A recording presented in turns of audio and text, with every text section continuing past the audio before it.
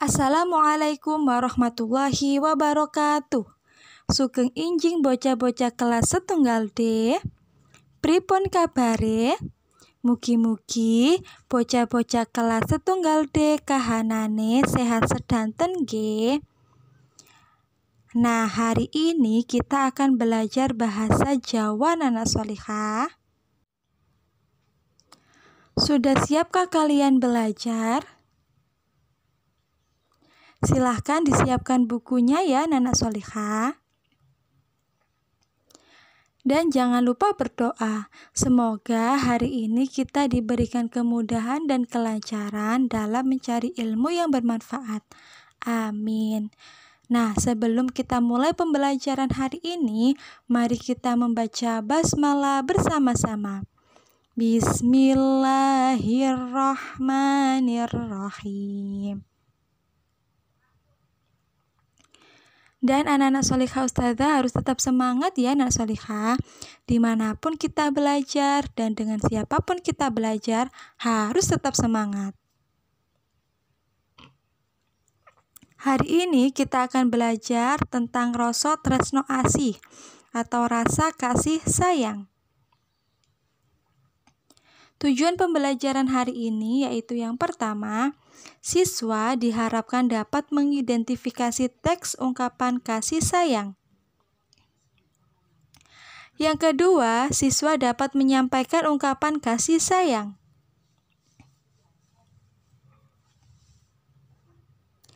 Rasa tresno asih bisa diwujudake kanthi tetulung, menehi pitutur, menehi salam, lan liyan-liyane. Rasa kasih sayang bisa diwujudkan dengan saling tolong-menolong, saling memberikan nasihat, dan memberikan salam. Nah, ketika kita ada yang memberi nasihat, mungkin ketika umi, abi, kakak, atau orang lain yang memberikan nasihat kepada kita, berarti mereka itu masih sayang kepada kita. Karena salah satu wujud kasih sayang itu dengan saling memberi nasihat. Jadi anak-anak Sholihah Ustazah tidak perlu marah ketika diingatkan atau dinasehati oleh umi, atau oleh ustazah, atau oleh teman. Jadi itu tandanya mereka masih sayang dengan anak-anak Sholihah Ustazah. Rasa tresno asih bisa diwenehake kanggo keluarga, guru, konco, lan uga tangga teparo. Nah, rasa kasih sayang bisa diberikan kepada keluarga, guru, teman, dan juga kepada tetangga. Nah, kemarin kan di bahasa Indonesia Ustazah berikan penjelasan bahwa kasih sayang itu bisa diberikan kepada keluarga, guru, dan teman. Nah, rasa kasih sayang itu juga bisa diberikan kepada tetangga. Karena tetangga itu adalah saudara kita yang paling dekat dengan rumah kita dan selalu bertemu dengan kita. Nah, bagaimana wujud rasa tresno asih itu?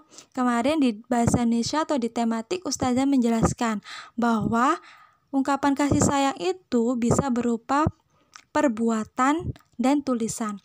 Nah, kira-kira kalau berupa perbuatan itu contohnya apa saja ya anak-anak Sholihah? Nah, kita akan bahas hari ini wujud rasa tresno asih dalam bentuk perbuatan. Yang pertama yaitu marang wong tuwa. Nah, wujud rasa tresno asih marang wong tuwa itu contohnya apa saja kira-kira? Yang pertama yaitu bisa berupa bekti marang wong tuwa. Nah, wujud rasa kasih sayang terhadap orang tua itu contohnya bisa dengan berbakti kepada orang tua. Yang kedua yaitu mbiyantu wong tuwa. Ya, contoh yang kedua yaitu membantu orang tua. Kemudian selanjutnya, wujud rasa tresno asih marang guru.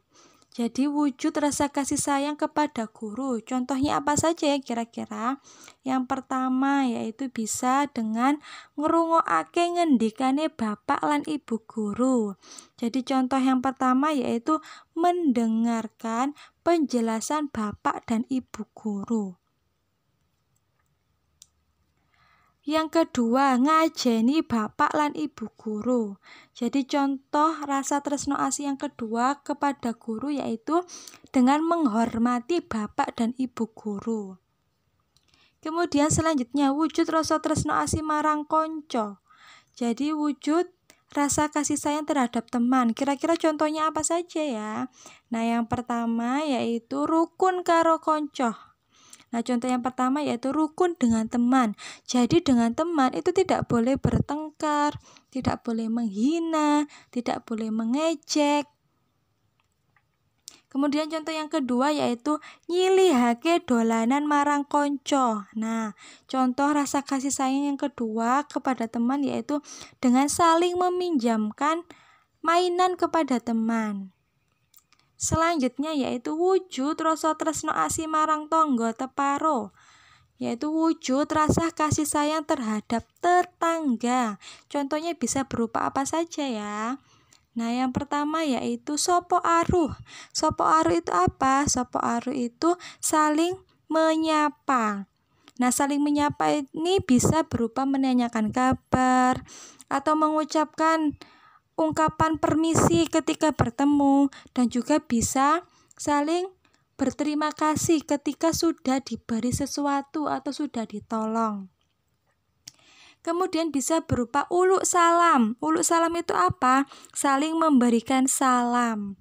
Contohnya jika bertemu mengucapkan assalamualaikum dan lain-lain. Nah, Ustazah akan berikan tulodo sopo aru. Contoh dari sapa aru itu kira-kira gimana sih? Nah, contoh yang pertama, jika ingin menanyakan kabar, jadi sopo aru itu bisa berupa dengan saling menanyakan kabar. Contohnya bisa menggunakan piye kabare atau wilujeng pak. Nah, itu artinya sama-sama digunakan untuk menanyakan kabar.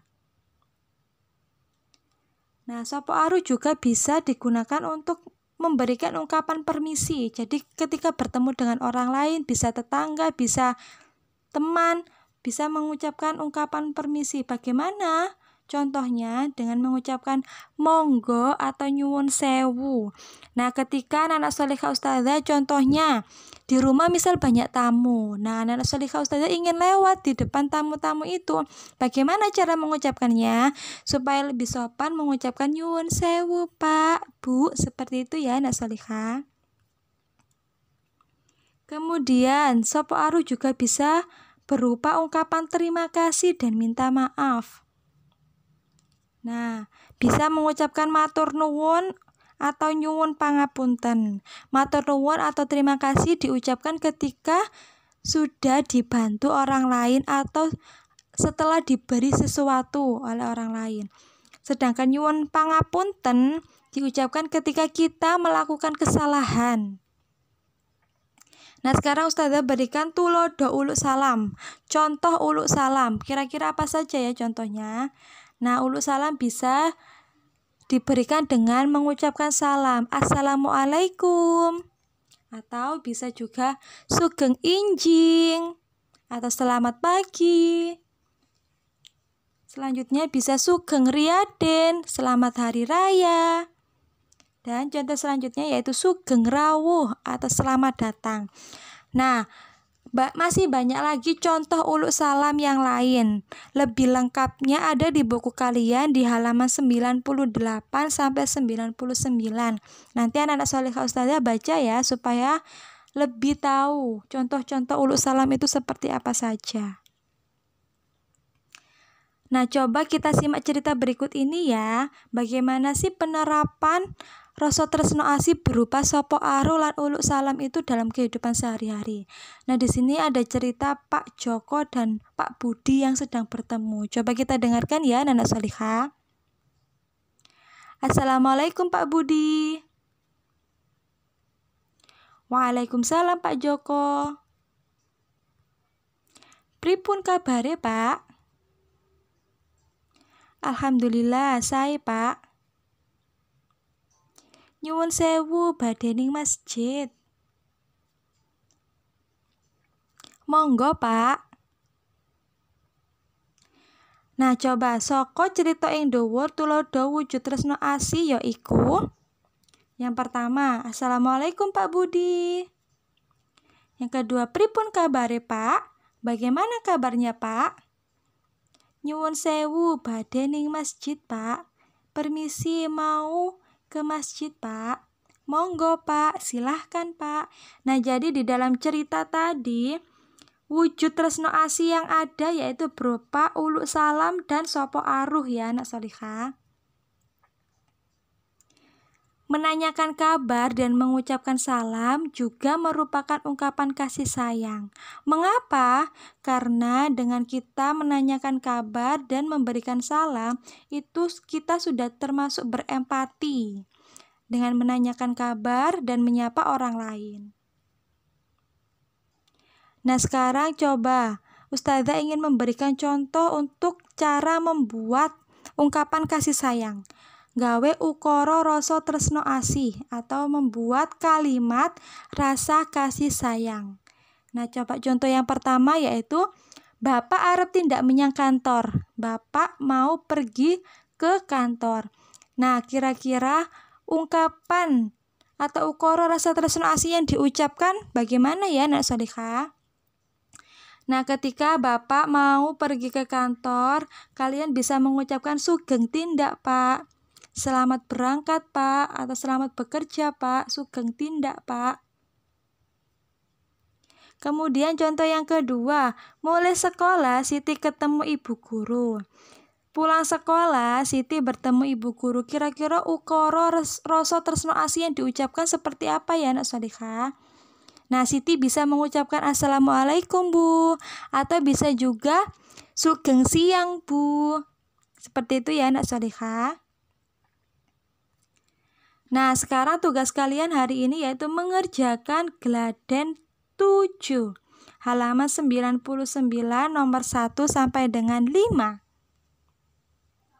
Baiklah, Ustazah akhiri penjelasan Ustazah tentang rasa tresno asih hari ini. Ustazah sampaikan jazakumullahu khairan. Wassalamualaikum warahmatullahi wabarakatuh. Matur nuwun.